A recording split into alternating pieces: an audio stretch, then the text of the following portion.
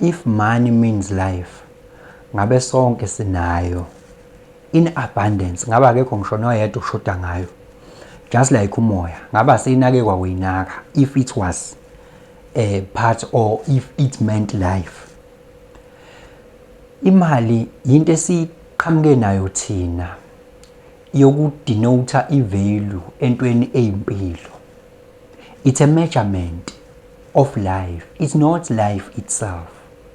Lento ifana nokuthi abantu manje bagijimisa i-packaging yekhekhe, ba-fascinated nge-packaging yekhekhe to the extent yokuthi they don't even care about ikhekhe eliphethwe ile packaging, because money it denotes the value of life.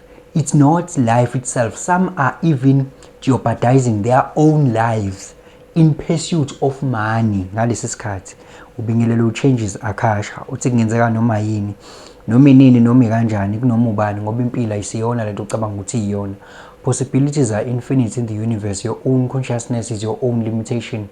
Kukude lapho esisuka khona futhi kukude lapho esiya khona. Beka phansi umoya ungatatazeli. Uyabona umuntu umezothatha inyama bese niphosela ithambo bese nitshela ukubaleka kwethambo, nalamathambo lawa awenze ukuthi abe scarce, yena udla inyama nina niphosela amathambo uthi bangani wona ascarce. Iyona into eyenzekalayo ke la. Kubalulekiswe imali ekubeni imali yaphinda yenziwa yascarce futhi yona. Awuboni ngani ukuthi ku-createwe in lana igame ethile? Uyazi ukuthi wena njengoba uhubhana nemali encane kangaka, uhubha ngisho i-1000, uhubha ngisho u100 uzubulale ngisho umuntu, umbulalela nje u10,000. Uyazi ukuthi kunomuntu onama billions and billions of rands. Lento ikutshela ukuthileke ukhona umuntu onomoya omningi la, ophefumula kakhulu ukudlula abanye la emhlabeni. Ukhona umuntu ekuthiwa une-oxygen eningi, abanye abantu bashoda nge-oxygen. Khona umuntu onjalo. Ukhona umuntu la emhlabeni ekuthiwa kuyena kukhanya kakhulu ilanga, ilanga kuyena limkhanyela kakhulu, abanye ilanga libakhanyeli kakhulu.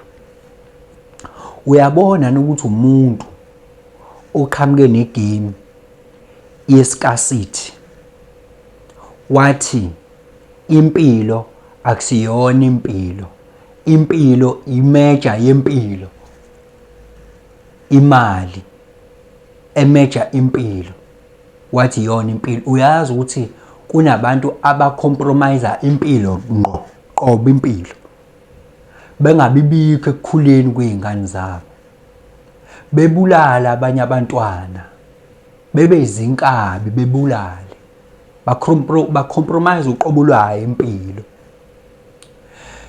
basebenze imisebenzi ewu3 ewu4 becompromise yona impilo in pursuit of money, only to receive that money and try to compensate for impilo that they have lost. Omunye athi ngiyaxolisa abantu abama ngibangakhona ekukhuleni kwenu, bangiyozama imali. Impilo ukuhlala nabantu obathandayo, nishare ama conversation, ube khona ekukhuleni kwezingane zakho, awukho ngenxa yemali. Lozama imali khona ucreate le game and ifavor yena. Omunye uyagula namhlanje, wayezama imali, waphuma emsebenzini bamnikeza lowo masenti, kodwa i-health yakhe i-compromised kade yozama imali. Impilo e-compromised qobo, kodwa kade ethi uzama impilo. Akuyona imali impilo. Yabona uthi zero truth shall set you free, kusho zero. Yabona ngikaze ngikhululeke kanje emoyeni wami ngoba sengazi iqiniso. Ngabona ukuthi mina yazini kunabantu la abasebenza as the developers and programmers, abaprograma i-consciousness ukuthi i-consciousness i-operate ngendlela ethile. O-consciousness yakho, your mind, ukuthi operate ngendlela ethile ezovuna bona. They are just doing the game. This is all the game. They have nothing to gain. This is just the game of control and power. It's not that they want money. No, they do have money. Why do you think they are playing this game? It's just a matter of control. It is a game to see you struggling, to see you crying. It's just a game and it's nice for them. But nakla kumele ukhululeke khona. Ngabona ukuthi these people, they are programming the consciousness of people to operate a certain way ukuze kufaveke bona. U-acta ngendlela ethile, they create the one that they make you ukuthi ube nesidingo obungazi ukuthi siya exista. Bakwenza ubone izinto ezine value kubona, wena uzivaluisha kodwa azinayo ivalue kuwena, zine value kubona and wena uzivaluisha kanti uyeke lokho kune value qobo kuwena. They are just programming your consciousness, your operating system, and they keep on updating it for you to operate the certain way. Things that are important to them, they make, in fact they are not even important to them. It's just that they just make these things important to you for them to benefit. Ngabona ukuthi man, I can also be a programmer and a developer kule consciousness. Ngibe a programmer, ngibe a developer mina, because there's a difference ukuthi kukhona umuntu updater isystem. Yabona nje umuntu ofuna uku-update Android ukuthi operate ngendlela ethile.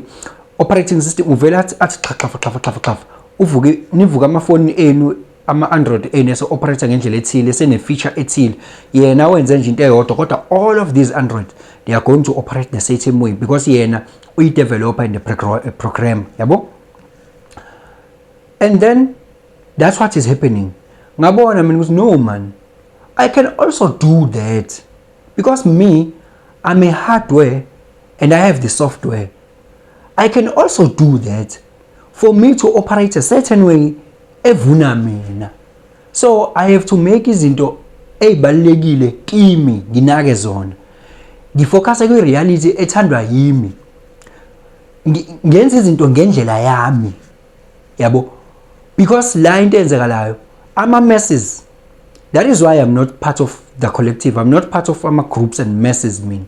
Because izinto ezibalekile kubona, they are not important to me. Izinto abayishirayo bona, I just operate my own way because I have my own operating system. Yabo? I do things ngendlela yami, nangokwe will yami. Yabo? You can't make me dance. I can only dance if I want to. Yabo? So I'm the programmer of my own mind.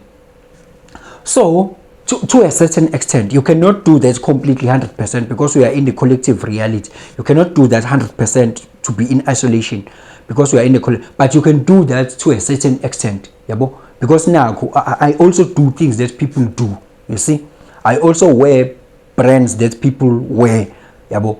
But angisenayo lento ekuthiwa safarisha. Yabo? Because people are suffering because there are people that program them. If kwakuthiwa imali impilo, imali means life, we would have money, all of us, in abundance. Bokuthi bona, they created scarcity. Lezi zinto zonke zikhona in abundance. Indaba pho umdali ayeke abantu besafarisha kanje.